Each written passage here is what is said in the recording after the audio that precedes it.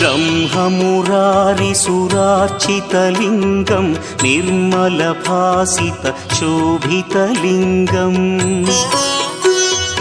जन्मजदुःखविनाशकलिङ्गं तत्प्रणमामि सदा शिवलिङ्गम् देवमुनिप्रवरार्चितलिङ्गं कामदहन करुणाकरलिङ्गम् रावणदर्पविनाशकलिङ्गं तत्प्रणमामि सदा शिवलिङ्गम्